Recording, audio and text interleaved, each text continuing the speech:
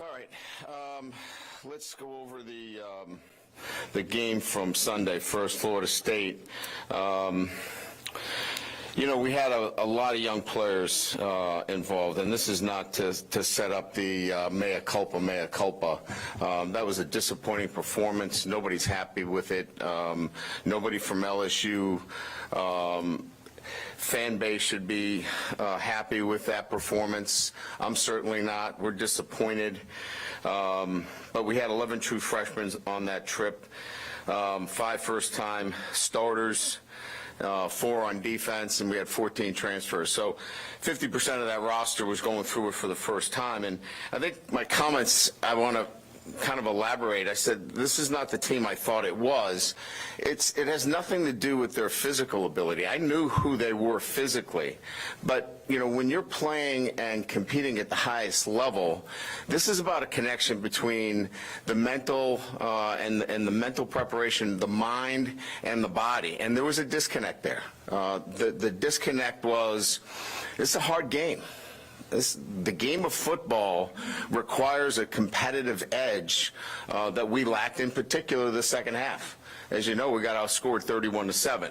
So understanding and recognizing, you know, how our team was thinking and what they thought about themselves and their beliefs and all of those things come into question when you talk about the performance. Because it's not just about talent. It's the ability to put talent and certainly the right way of thinking and what they believe, and certainly that belief was misguided, and that falls on my shoulders.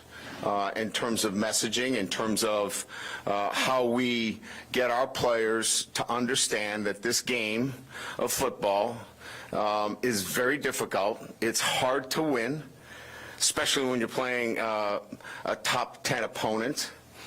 You have to play with a competitive edge, which is a combination of a sense of urgency and emotional control.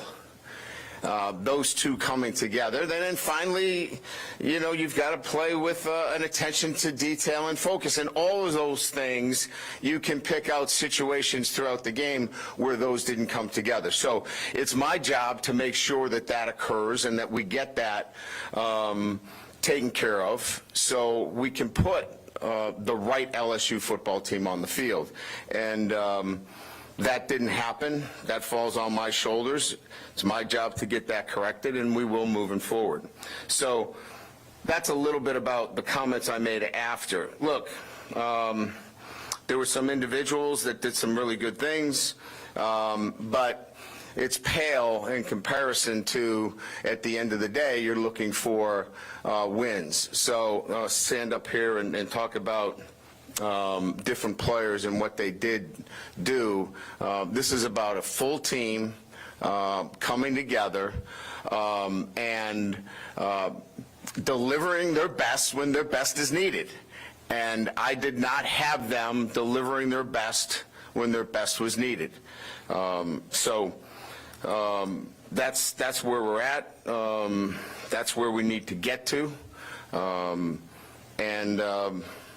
We'll get there, because I promised LSU fans that we would play this game the right way, and that's not the right way to play LSU football.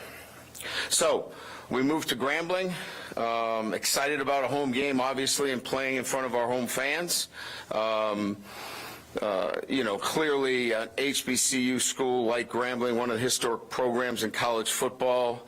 We all would identify Grambling with the great history of titles and national titles, and certainly great players in Buchanan and Doug Williams, and certainly the great Eddie Robinson. So Hall of Famers and Willie Brown, I could go on and on.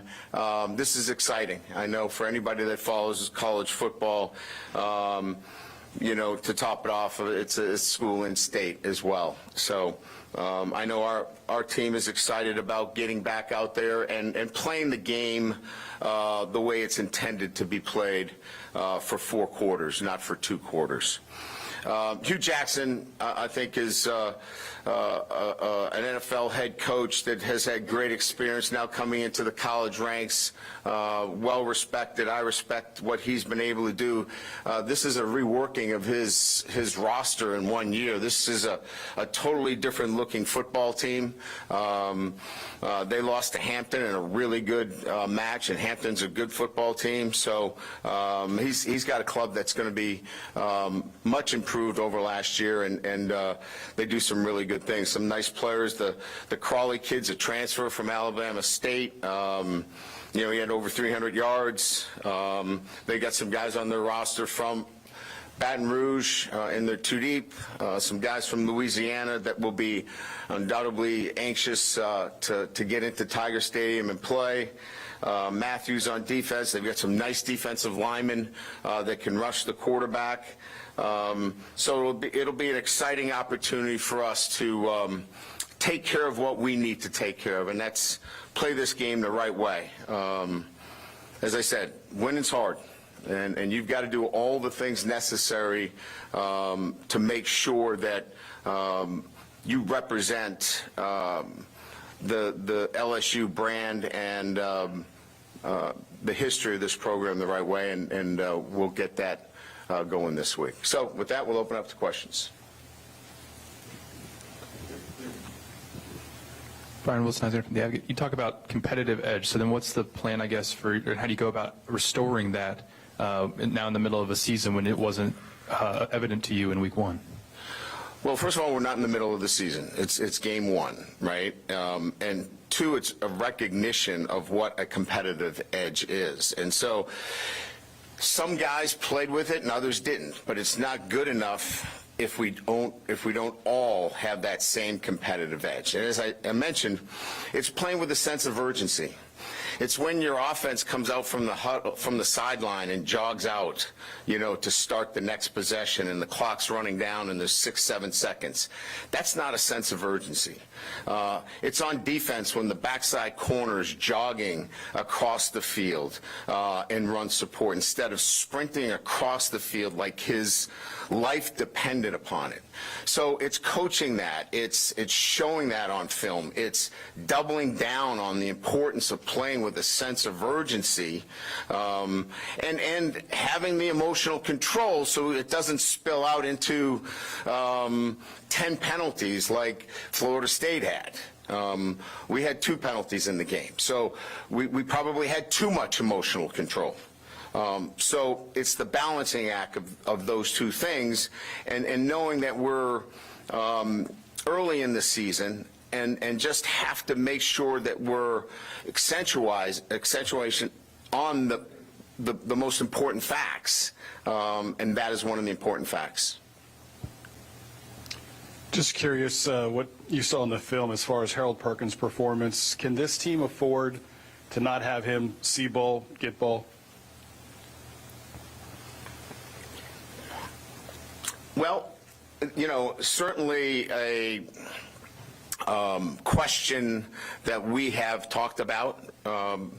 There's a lot going on, and you could clearly look at Harold and what he's asked to do versus, lining him up off the edge.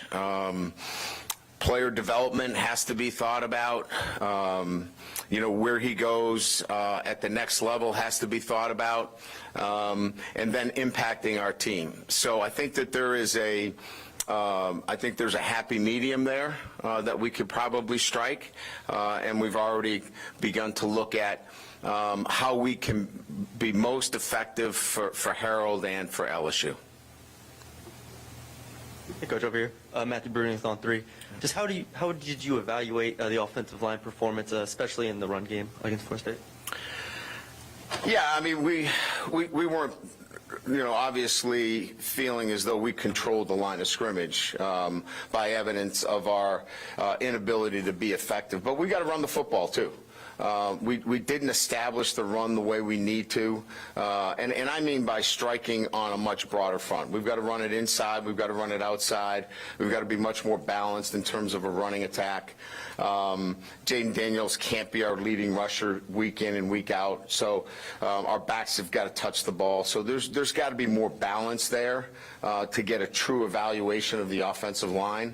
I mean, when you're talking about just a couple of carries for each back, and you're talking about, read option situations with the quarterback, it's harder to get a full evaluation. But in those crucial situations, we've got to be better. There's no doubt. And like I said, there's improvement from the head coach all the way down to, our manager that has to be made here from week 1 to week 2. 2 questions. You not only are getting Mason Smith back this week, but you'll have him back at Tiger Stadium for the first time in a while. How do you feel about that? Giddy. Is that a good enough word? I'd say gritty, but giddy is the best I could come up with in one word. No, I mean, he obviously impacts our defense. He allows us to do different things, allows us to, he's a guy that can play the 5 technique, he can play the 3, he can play the 1, the 0. I mean, his flexibility on our defense provides a new dimension that we're excited about getting him back. And how do you feel about the first down rule after playing a full game with it in effect? The new, I'm sorry? The new first down rule? Yeah, I mean, I think that, it's going to cost you a few plays here or there, but I don't think it impacts the game where it changes what you do strategically.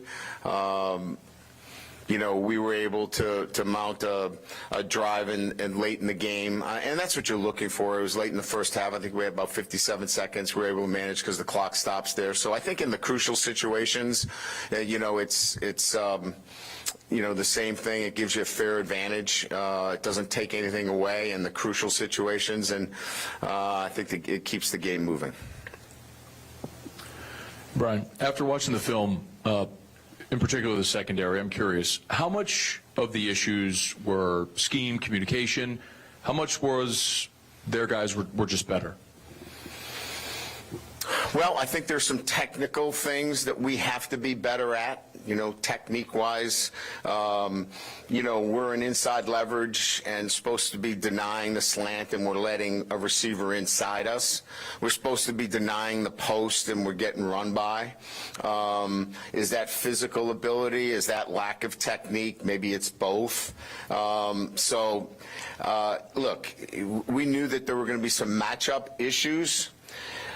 I want to go back to where I started, and when I say this game of football is hard, it requires such an attention to detail when it comes to, it's not just about your ability. You have to apply the technique and the traits necessary if you want to succeed in this game. And we just didn't do a good enough job, whether it was at the cornerback position or whether it was at the safety position.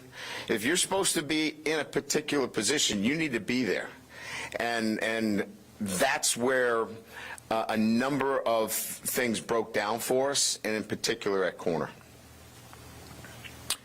Hey, Coach, this quote that was going around, we're going to beat the heck out of Florida State. It's my understanding that you said that at your coach's show in jest, and it was taken out of context. I have no idea. I mean, look, I think you all know me. I'm pretty careful with what I say and how I said it. Never have I been cavalier or disrespectful to an opponent in my 33 years.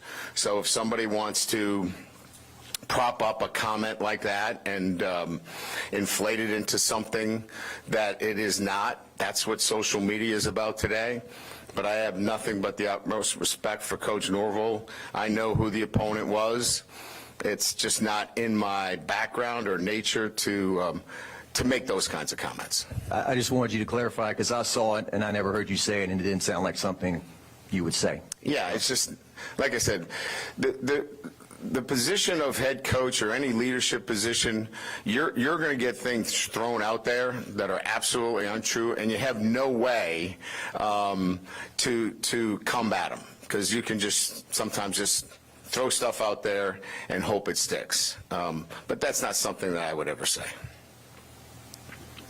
Hey, Coach, Glenn West, Go 247. I know you had mentioned last week that you were impressed by some of the progress the freshman class have been making. Do you expect, after a game like that, to have a lot of questions about kind of personnel and if those young guys might get some more opportunities going forward, or how do you kind of evaluate that aspect of it? No, I think, look, anytime you have a setback, you're going to examine everything. You're not going to have blinders on and say, well, the ball just didn't bounce our way. You're going to examine everything from, play calls to personnel to what time did we leave the locker room.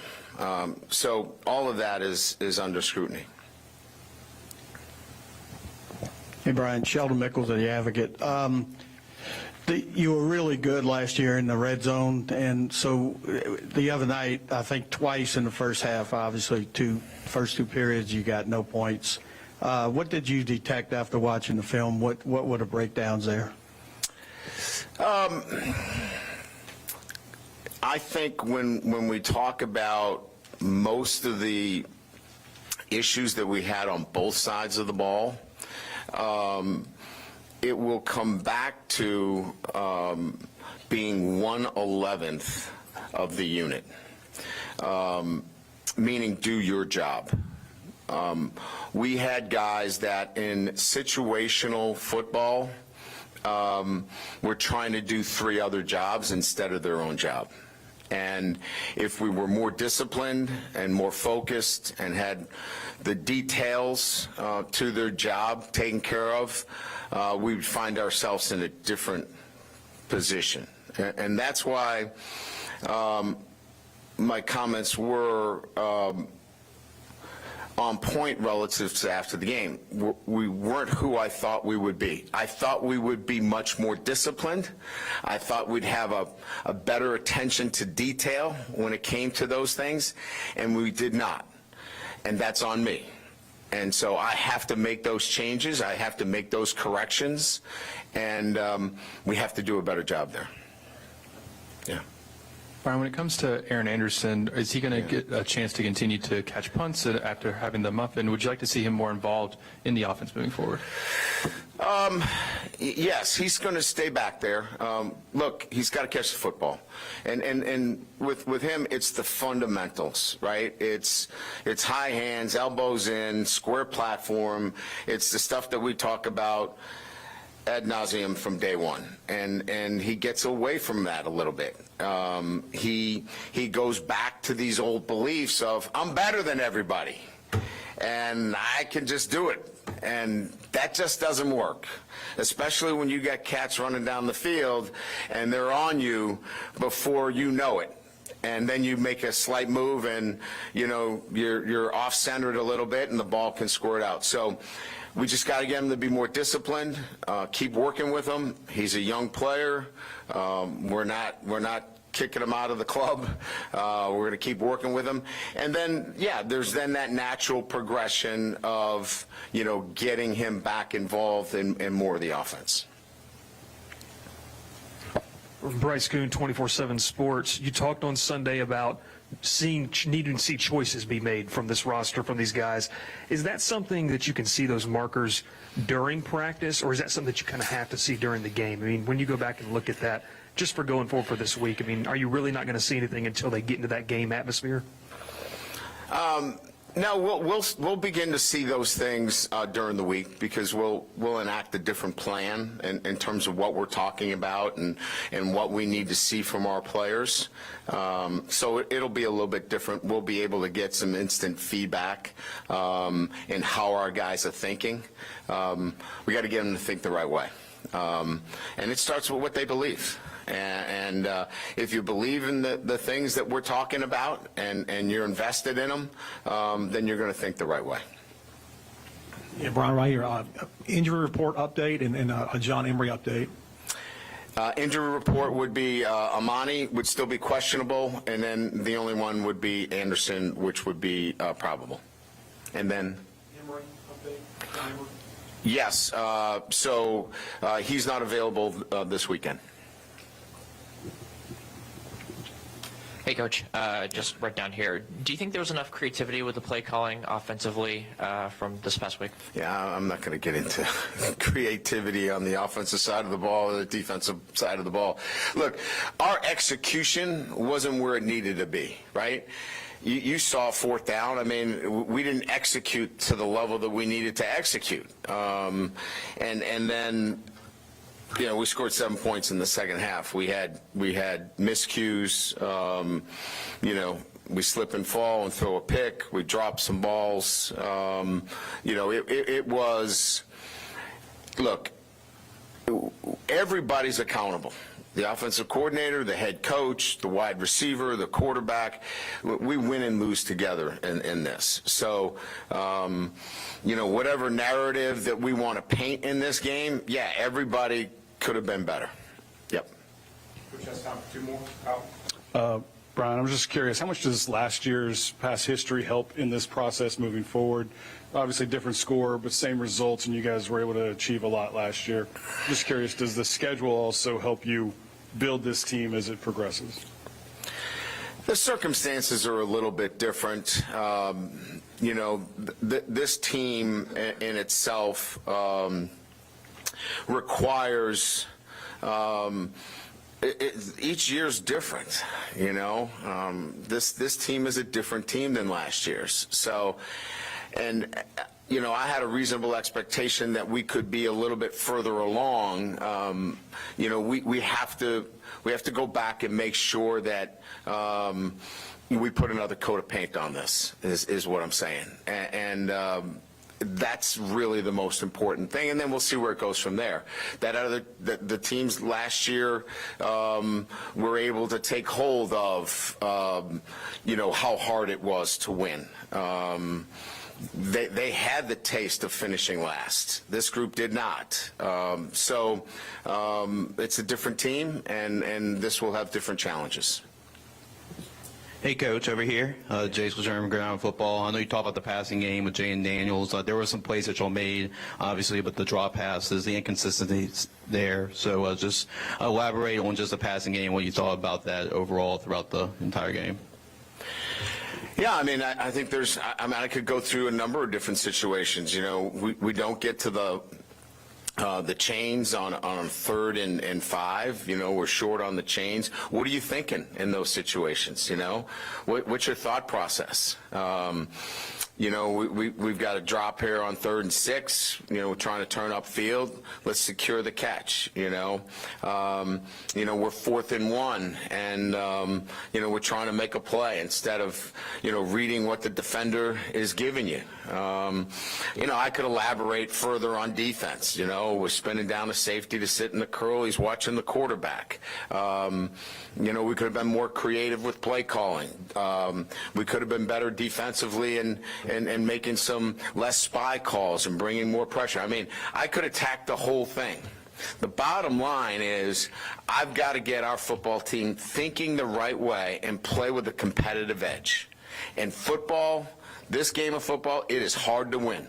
If you don't play with a competitive edge, if you are not locked in and disciplined and focused, we can have a conversation about all these things all the time. If you have a competitive edge, if you recognize how hard this game is and you're focused, none of the crap that I just mentioned will matter because they'll overcome it. Okay, thank you. Thank you.